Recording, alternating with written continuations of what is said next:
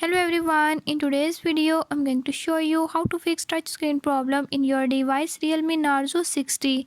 In this device Realme Narzo 60, if touchscreen is not working, I'll show you how to fix this issue. Before I start, if you are new to my channel, don't forget to subscribe and press bell icon.